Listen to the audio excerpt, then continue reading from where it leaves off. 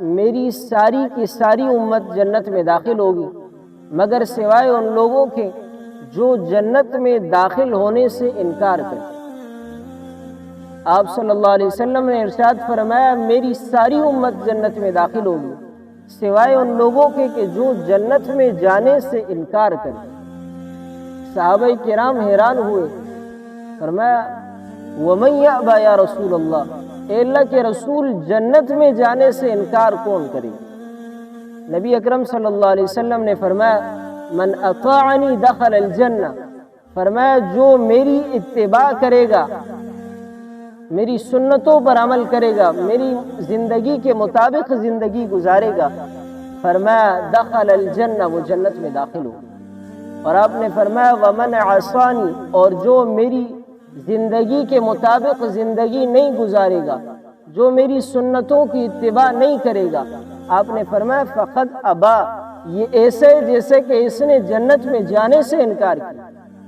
جو میری سنتوں پر دنیا میں زندگی میں عمل نہیں کرتا، یہ ایسا شخص ہے کہ جو جنت میں داخل ہونا نہیں چاہتا۔ اگر یہ جنت میں داخلہ چاہتا تو یہ میری سنتوں کی اتباع کرتا۔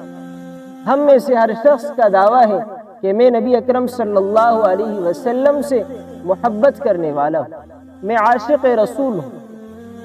جس کو جس سے محبت ہو وہ اپنے محبوب کے بولنے کے انداز کو دیکھتا ہے کہ میرا محبوب کیسے بولتا ہے، میں ایسا بولوں۔ میرے محبوب کا لباس کیسا ہے، میں اس طرح کا لباس پہنوں۔ میرے محبوب کے کھانے پینے کے طریقے کیسے ہیں، دیگر معاملات کیسے ہیں، میں اس کے مطابق زندگی گزاروں۔ ہمارا دعویٰ نبی اکرم صلی اللہ علیہ وسلم سے محبت کا ہے، لیکن اگر ہم اپنی زندگی پر نظر کریں تو ہماری زندگی کے اندر نبی اکرم صلی اللہ علیہ وسلم سے محبت والی چیزیں ہمیں نظر نہیں آتی۔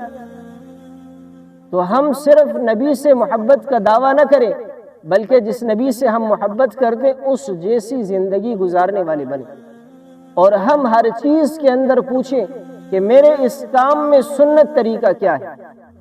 24 گھنٹے کی جو ہماری زندگی ہے یہ ہم سنت کے مطابق گزاریں تو کیسے گزاریں؟ آپ وضو کرتے ہیں، ہر نماز کے لیے وضو کرتے ہیں، وضو سے پہلے ہمیں بسم اللہ الرحمن الرحیم پڑھنا، یہ نبی اکرم صلی اللہ علیہ وسلم کی سنت ہے۔ وضو کے بعد کی جو دعا ہے ان دعاؤں کا پڑھنا یہ نبی کی سنت ہے۔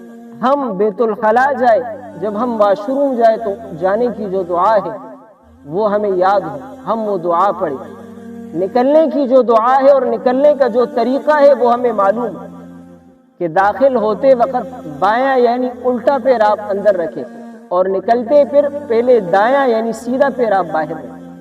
مسجد میں داخلے کا ادب یہ ہے کہ آپ سیدھا پیر پہلے اندر رکھیں، اور جانے میں ادب یہ ہے کہ پہلے الٹا پیر آپ باہر رکھیں۔ اور مسجد میں آتے جو نبی اکرم صلی اللہ علیہ وسلم نے ہمیں دعائیں سکھائی ہم وہ دعا پڑھیں۔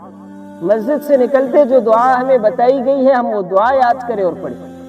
تو اس طرح، اور سونے سے پہلے، سونے کے بعد، سورج نکلنے کی دعا، صبح کی دعا، شام کی دعا، یہ سارے اذکار اگر ہم کریں گے تو ہماری یہ 24 گھنٹوں کی جو زندگی ہے یہ مکمل طور پر سنت کے مطابق ہے۔